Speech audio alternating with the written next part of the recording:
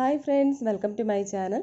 അപ്പോൾ ഇന്ന് ഞാൻ വന്നിരിക്കുന്നത് കുറച്ച് പച്ചക്കറികളൊക്കെ വെച്ചിട്ട് വളരെ ഈസി ആയിട്ടും നല്ല ടേസ്റ്റി ആയിട്ടും ഹെൽത്തി ആയിട്ടും തയ്യാറാക്കി എടുക്കാൻ പറ്റിയൊരു ബ്രേക്ക്ഫാസ്റ്റിൻ്റെ റെസിപ്പി ആയിട്ടാണ്. ബ്രേക്ക്ഫാസ്റ്റ് ആയിട്ടും സ്നാക്സ് ആയിട്ടും ഡിന്നറായിട്ടും ഒക്കെ കഴിക്കാവുന്നതാണ്. കുട്ടികൾക്ക് ടിഫിൻ ബോക്സിലൊക്കെ കൊടുത്തു വിടാവുന്നതാണ്. നല്ല ഹെൽത്തിയാണ് കേട്ടോ, ആവിയിലൊക്കെ വേവിച്ചെടുത്തിട്ടുള്ളതാണ്. അപ്പോൾ വീഡിയോ നിങ്ങൾ സ്കിപ്പ് ചെയ്യാതെ ഫുള്ളായിട്ടൊന്ന് കാണാനായിട്ട് ശ്രദ്ധിക്കണം കേട്ടോ. അപ്പോൾ അതിനായിട്ട് ഞാനിവിടെ എടുത്തിരിക്കുന്നത് ഒരു ഉരുളക്കിഴങ്ങ് എടുത്തിട്ടുണ്ട്. അപ്പോൾ അതിൻ്റെ തൊലിയൊക്കെ ഒന്ന് കളഞ്ഞതിന് ശേഷം ഒന്ന് ഗ്രേറ്റ് ചെയ്തെടുക്കണം. അപ്പോൾ ഞാനിവിടെ കുറച്ച് അളവിലാണ് കാണിക്കുന്നത്. അപ്പോൾ നിങ്ങൾക്ക് കൂടുതലായിട്ട് വേണമെന്നുണ്ടെങ്കിൽ അതനുസരിച്ച് എല്ലാ ചേരുവകളും കൂടുതലായിട്ട് എടുക്കുക കേട്ടോ. അപ്പോൾ ഞാനതിവിടെ തൊലി കളഞ്ഞെടുത്തിട്ടുണ്ട്. ഇനി ഈ ഒരു പാത്രത്തിലേക്ക് ഇതൊന്ന് ഗ്രേറ്റ് ചെയ്ത് എടുക്കാം. ഉരുളക്കിഴങ്ങൊക്കെ ഇവിടെ ഗ്രേറ്റ് ചെയ്ത് എടുത്തിട്ടുണ്ട്. ഇനി ഇത് നന്നായിട്ട് ഒന്ന് കഴുകിയെടുക്കാം. 2-3 തവണയായിട്ടൊന്ന് കഴുകിയെടുക്കുക കേട്ടോ. അപ്പോൾ അതിൻ്റെ സ്റ്റാർച്ചൊക്കെ ഒന്ന് മാറിക്കിട്ടും. അല്ലെങ്കിൽ ഉരുളക്കിഴങ്ങ് ഗ്രേറ്റ് ചെയ്ത് എടുക്കുമ്പോൾ തന്നെ ഒരു കറുത്ത കളറായിട്ട് മാറും കേട്ടോ. നന്നായിട്ട് തന്നെ ഒന്ന് കഴുകുക. ഇനി ഇതിലേക്ക് ഞാനൊരു 1/4 കപ്പ് അളവിൽ കടലമാവ് ചേർത്ത് കൊടുക്കുകയാണ്. 1/2 കപ്പ് അളവിൽ റവ ചേർക്കുകയാണ്. ഇത് വറുക്കാത്ത റവയാണ് കേട്ടോ. വറുത്തതോ വറുക്കാത്തതോ ഏത് വേണമെങ്കിലും ചേർക്കാവുന്നതാണ് കേട്ടോ. അപ്പോൾ ഇനി നമുക്കിത് നന്നായിട്ടൊന്ന് മിക്സ് ചെയ്ത് കൊടുക്കാം. ഇനി നിങ്ങൾക്ക് ഗോതമ്പ് പൊടി ചേർക്കണമെങ്കിൽ കടലമാവ് 2 ടീസ്പൂണും ഗോതമ്പ് പൊടി 2 ടീസ്പൂണുമായിട്ട് ചേർത്ത് കൊടുത്താലും മതിയാകും കേട്ടോ. ഇതിപ്പോൾ ഇവിടെ നന്നായിട്ട് തന്നെ ഒന്ന് മിക്സ് ചെയ്ത് എടുത്തിട്ടുണ്ട്. ഇതിലിനി ഒരു 1/2 കപ്പ് വെള്ളം ഒഴിച്ച് ഒന്നും കൂടി ഒന്ന് നന്നായിട്ടൊന്ന് യോജിപ്പിച്ചെടുക്കാം. അപ്പോൾ വെള്ളം ഒഴിച്ച് ഒന്ന് മിക്സ് ചെയ്തെടുക്കുമ്പോഴാണ് റവയൊക്കെ ഒന്ന് കുതിർന്ന് വരുന്നത് കേട്ടോ. അതിന് വേണ്ടിയിട്ടാണ്. ഇനി ഇതിൽ കുറച്ച് പച്ചക്കറികളൊക്കെ ചേർത്ത് കൊടുക്കാം. അപ്പോൾ ഞാനിവിടെ ആദ്യം സവാള, ഒരു വലിയ സവാള ഒന്ന് ചെറുതായിട്ട് കട്ട് ചെയ്തത് ചേർത്ത് കൊടുക്കുകയാണ്. ഇനി അതിൻ്റെ കൂടെ തന്നെ ക്യാരറ്റ് ചേർക്കുകയാണ്. അപ്പോൾ ഞാനിവിടെ ഒരു സവാളയും ഒരു ചെറിയ ക്യാരറ്റും ഒക്കെയാണ് എടുത്തിട്ടുള്ളത്. നിങ്ങൾക്ക് കൂടുതലായിട്ട് വേണമെങ്കിൽ എല്ലാ ചേരുവകളും കൂടുതലായിട്ട് എടുക്കുക കേട്ടോ. ഇനി ഇതിലേക്ക് ചേർക്കുന്നത് ക്യാപ്സിക്കം ആണ്. അപ്പോൾ ക്യാപ്സിക്കം ഒരെണ്ണത്തിൻ്റെ പകുതി മാത്രമേ എടുത്തിട്ടുള്ളൂ കേട്ടോ. അപ്പോൾ ചിലർക്ക് അതിൻ്റെ ടേസ്റ്റ് ഇഷ്ടമാവണമെന്നില്ല, എങ്കിൽ അത് ഒഴിവാക്കാം. ഒരു തക്കാളി ചേർക്കുന്നുണ്ട്. പക്ഷേ ഇതിനൊരു പ്രത്യേക ടേസ്റ്റാണ് കേട്ടോ. ഈ ഒരു പലഹാരത്തിന് ക്യാപ്സിക്കത്തിൻ്റെ ഒരു ടേസ്റ്റ് ഒരു പ്രത്യേകതയാണ്. അപ്പോൾ നിങ്ങളൊന്ന് ചേർത്ത് നോക്കുക കേട്ടോ. ഇനി അത് ഇഷ്ടമാവുന്നില്ല എന്നുണ്ടെങ്കിൽ ഇനി ചേർക്കുമ്പോൾ നിങ്ങളത് ഒഴിവാക്കിയാൽ മതിയാകും. ഒരു 1/4 ടീസ്പൂൺ അളവിൽ മഞ്ഞൾപ്പൊടി ചേർക്കുന്നുണ്ട്. 1/2 ടീസ്പൂൺ അളവിൽ ഉപ്പ് ചേർത്ത് കൊടുക്കാം. 1 ടീസ്പൂൺ അളവിൽ മുളക് പൊടി ചേർത്ത് കൊടുക്കാം. എരിവുള്ളതോ ഇല്ലാത്തതോ ആയിട്ടുള്ള ചേർക്കാം. ഇത് അത്യാവശ്യം എരിവുള്ളതാണ് കേട്ടോ. ഒരു 1/4 ടീസ്പൂൺ അളവിൽ മാത്രമേ ചേർത്ത് കൊടുത്തിട്ടുള്ളൂ. ഇനി ഇതിലേക്ക് ചേർക്കുന്ന ഗരം മസാലയാണ്. ഒരു 1/2 ടീസ്പൂണോ 1 ടീസ്പൂണോ ഒക്കെ ചേർക്കാവുന്നതാണ് കേട്ടോ. എല്ലാം കൂടെ നന്നായിട്ട് ഇതിനൊന്ന് യോജിപ്പിച്ച് കൊടുക്കാം. അതുപോലെ നിങ്ങൾക്ക് ഇഷ്ടമുള്ള വെജിറ്റബിൾസൊക്കെ ഇതിലേക്ക് ചേർക്കാവുന്നതാണ് കേട്ടോ. ക്യാബേജ് ചേർക്കണമെങ്കിൽ അത് ചേർക്കാവുന്നതാണ്.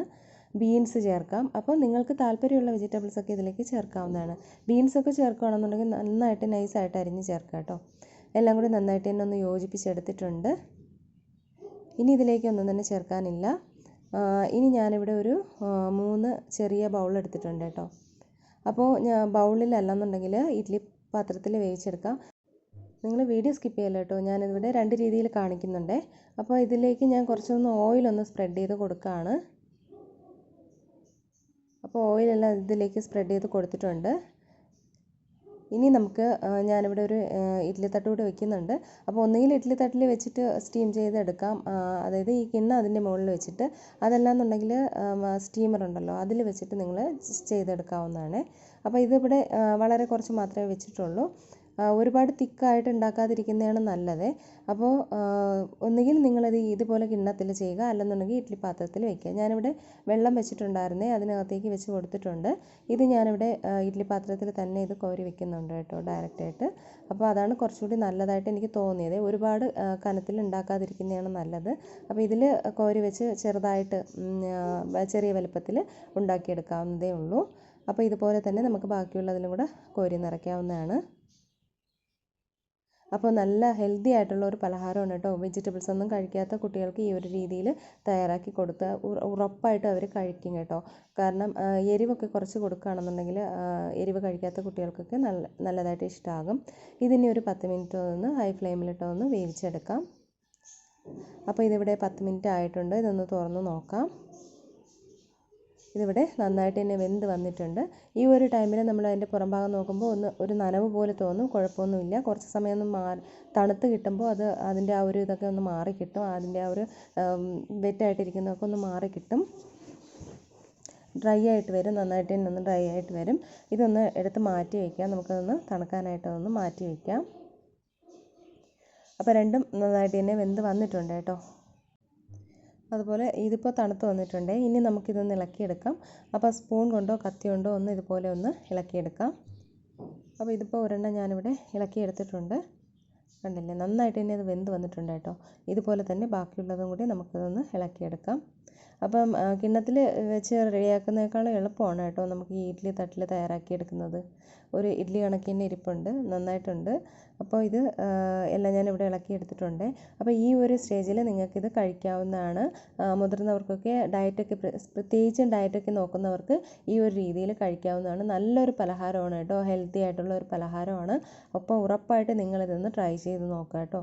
ഇനി കുട്ടികൾക്കൊക്കെ കൊടുക്കുമ്പോൾ നമ്മളിതൊന്ന് ഫ്രൈ ചെയ്ത് കൊടുക്കുന്നതായിരിക്കും കുറച്ചുകൂടി നല്ലത് കേട്ടോ. അപ്പോൾ അതിനായിട്ട് വേണ്ടിയിട്ട് ഞാനിവിടെ ഒരു പാത്രത്തിലേക്ക് ഒരല്പം മുളക് പൊടി ചേർക്കുന്നുണ്ട്. അപ്പോൾ കുട്ടികൾക്ക് കൊടുക്കുകയാണെന്നുണ്ടെങ്കിൽ എരിവില്ലാത്ത മുളക് പൊടി ചേർക്കുക കേട്ടോ.